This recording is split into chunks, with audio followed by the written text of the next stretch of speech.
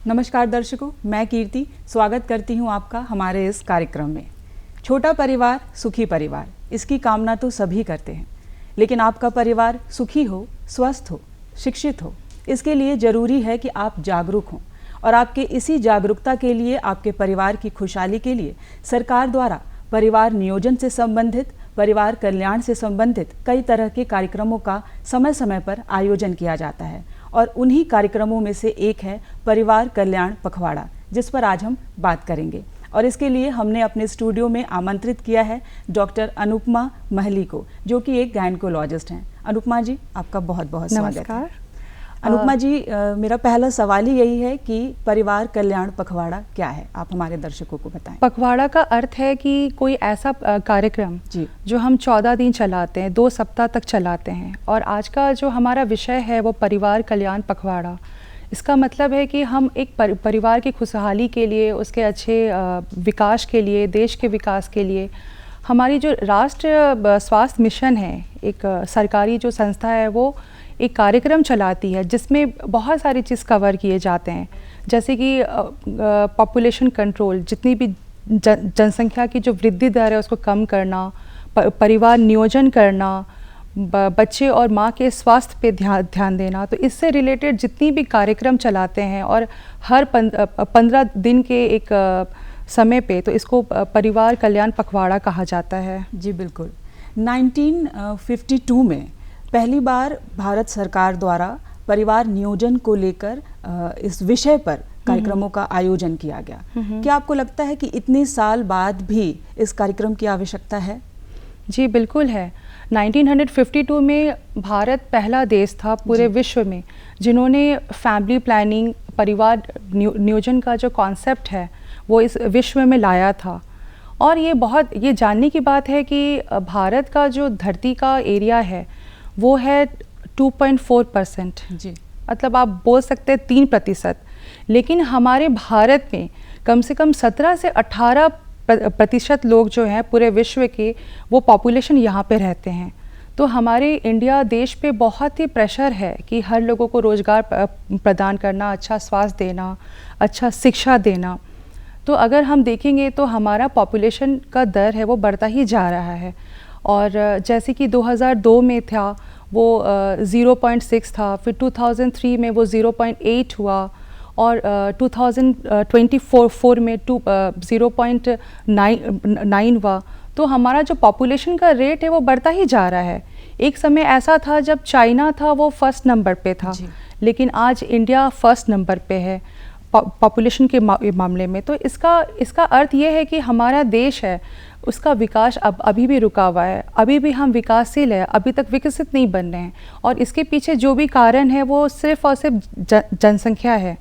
तो इस दबाव को कम करने के लिए परिवार नियोजन बहुत ज़रूरी है, ताकि न केवल देश, हर परिवार विकसित हो सके। बिल्कुल। परिवार नियोजन की स्थिति की अगर बात करें तो झारखंड को आप कहाँ देखती हैं? इसके लिए मैं बोलना चाहूँगी, एक टोटल फर्टिलिटी रेट होता है TFR। जी। तो हमारे, अगर हम लोग आंकड़ा देखें 2024 का, तो हमारे इंडिया में टोटल फर्टिलिटी रेट 2.0 है, 2.0 है। और कुछ राज्य ऐसे भी हैं जहाँ पे 2.6 हैं। हमारे झारखंड राज्य में 2.3 हैं, जो कि बहुत कम नहीं है। अभी भी इसमें जागरूकता की कमी है।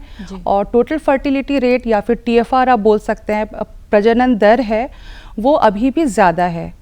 हम ऐसा नहीं बोल सकते कि हमें बदलाव नहीं आया है।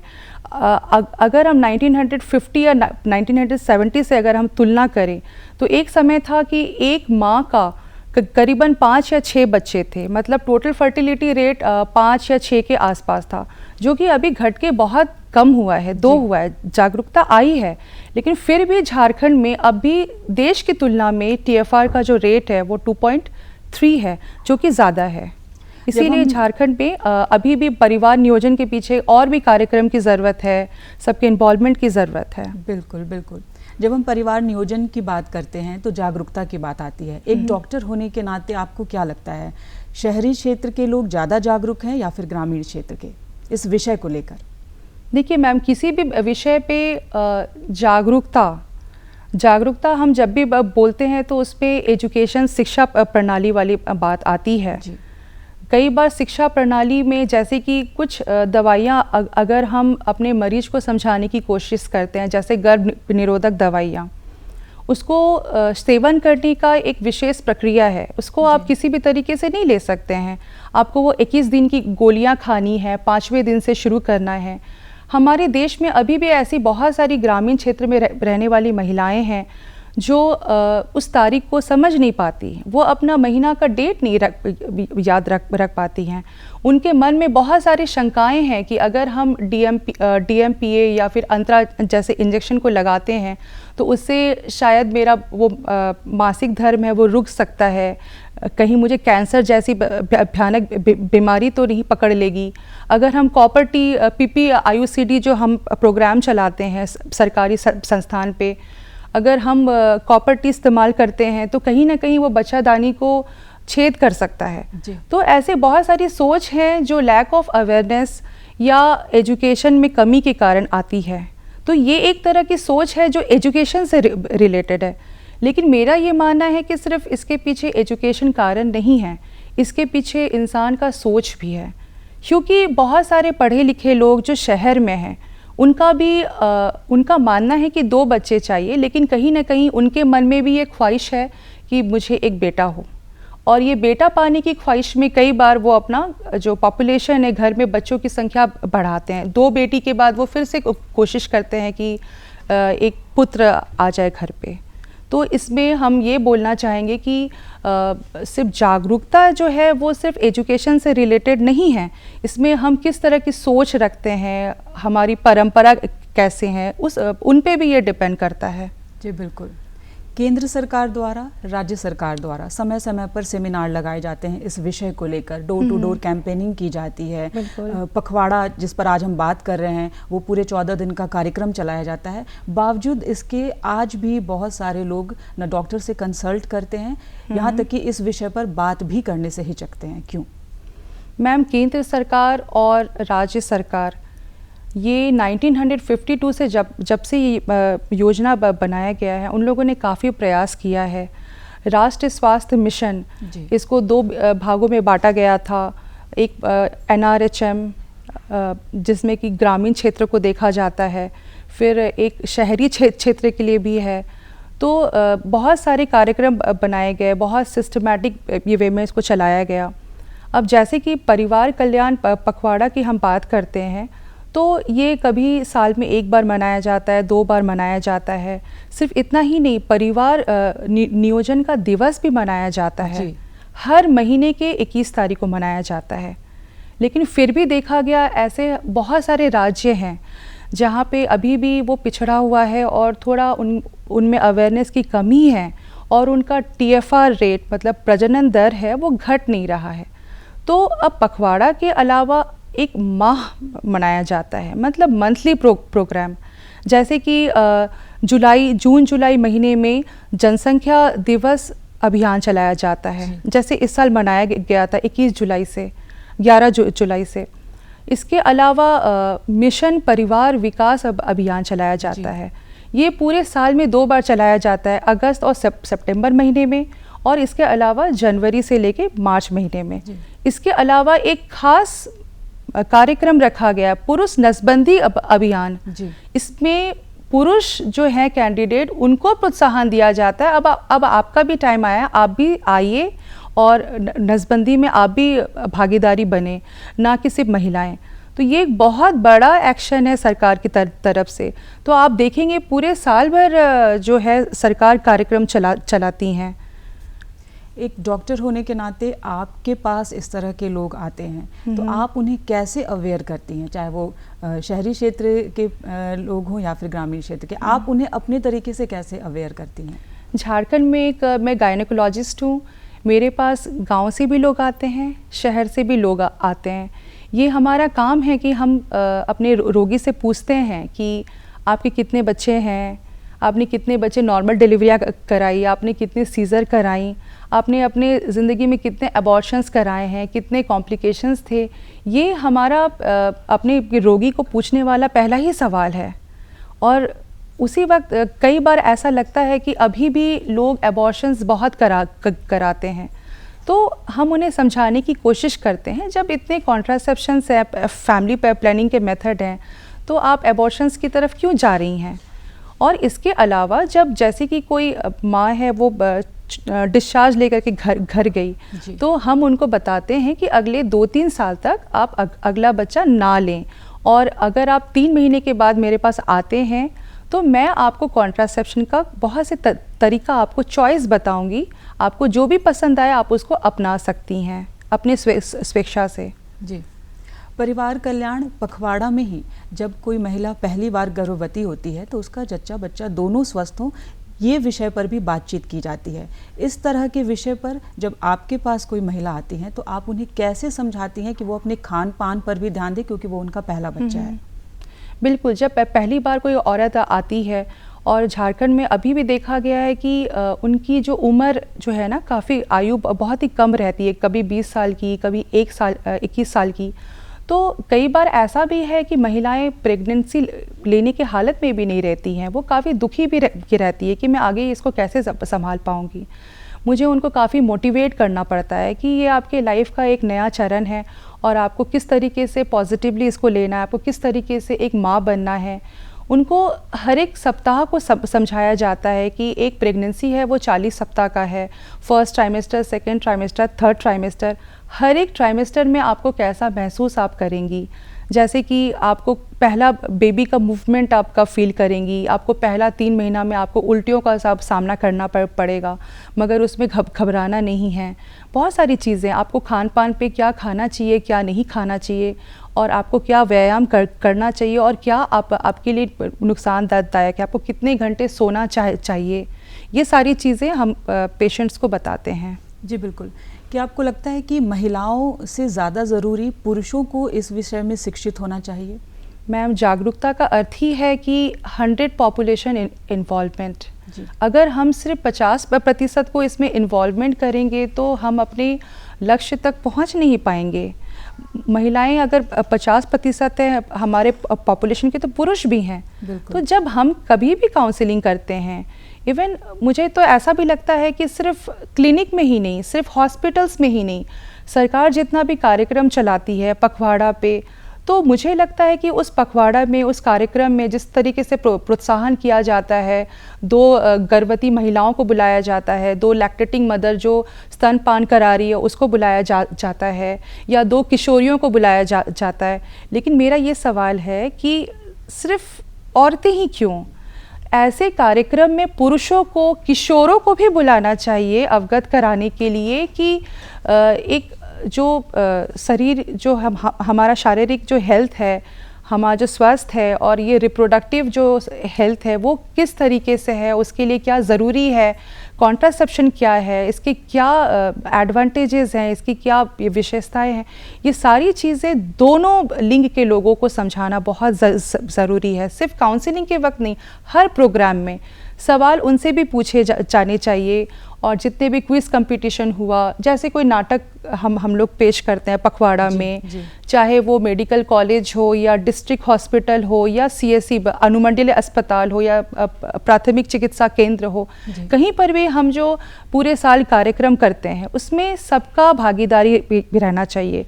और ये 2 वे कम्युनिकेशन, जिसमें कि स्वास्थ्य के लोग तो रहेंगे ही, डॉक्टर रहेंगी, नर्स रहेंगी, जो हॉस्पिटल के जितने स्टाफ है, कर्मचारी लोग रहेंगे, साथ में हमारे पेशेंट्स भी रहेंगे, और जो उस गांव के लोग हैं, उस सोसाइटी के लोग हैं, सबको शामिल करना चाहिए और उनका प्रोत्साहन बढ़ाने के लिए उनको पुरस्कार भी देना चाहिए।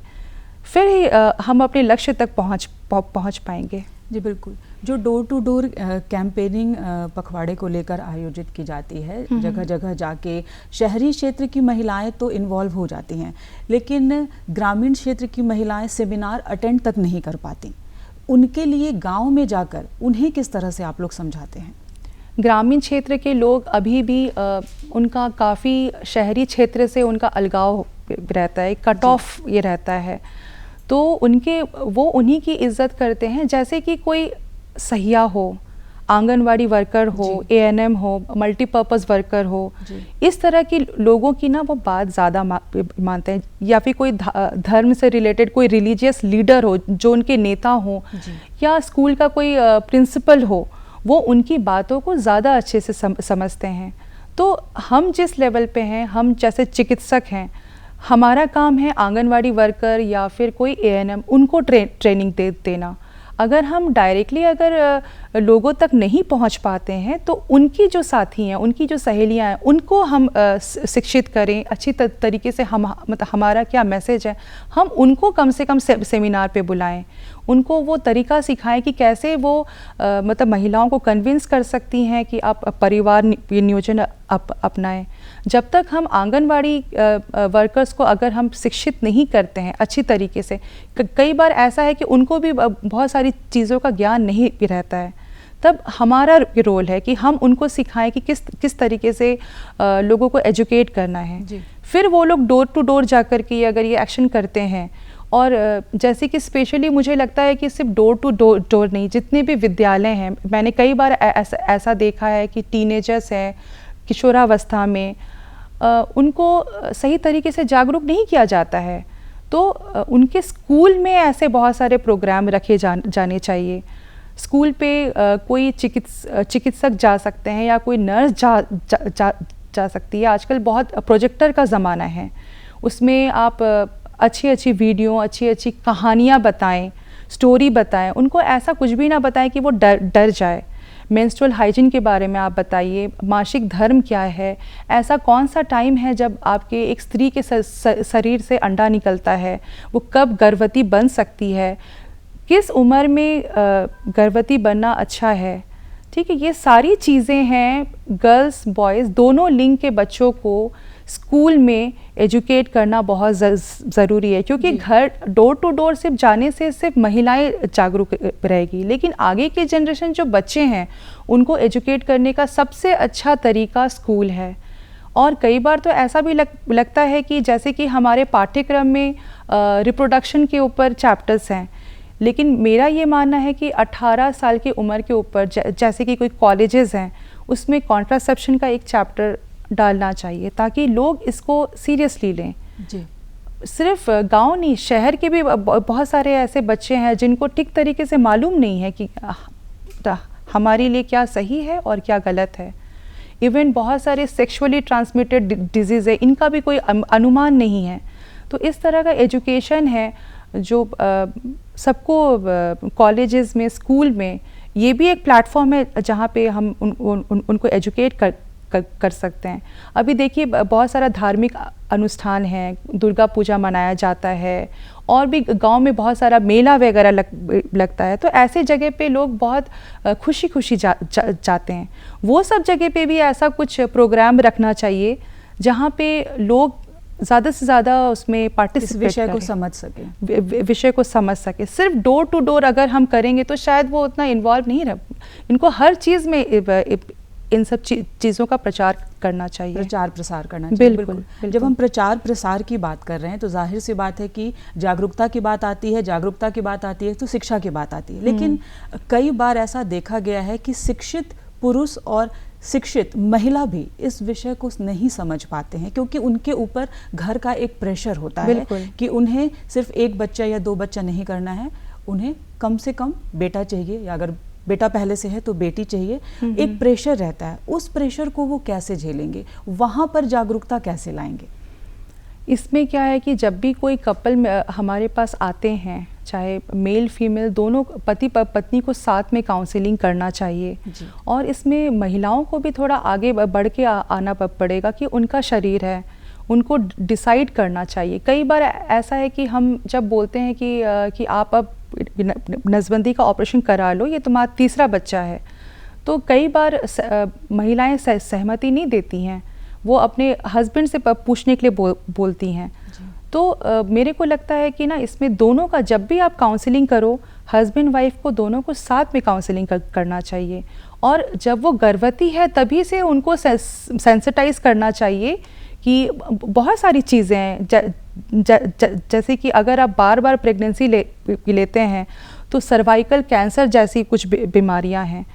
यहाँ तक कि हम लोग अभी सर्वाइकल कैंसर का जो वैक्सीन है उसको भी प्रमोट करते हैं कि आप प्रेगनेंसी के बाद आप इसको आप लीजिए।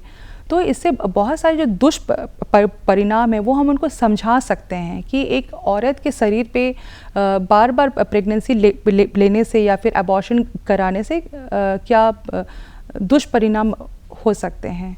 जी बिल्कुल। अभी सोशल मीडिया का ज़माना है, क्या आपको नहीं लगता कि अब इस तरह के सेमिनार और कैंपेनिंग और डोर टू डोर कैंपेनिंग, नुक्कड़ नाटक, इनसे हटके सोशल मीडिया पर भी सरकार को इसका प्रचार प्रसार अधिक से अधिक मात्रा में करना चाहिए?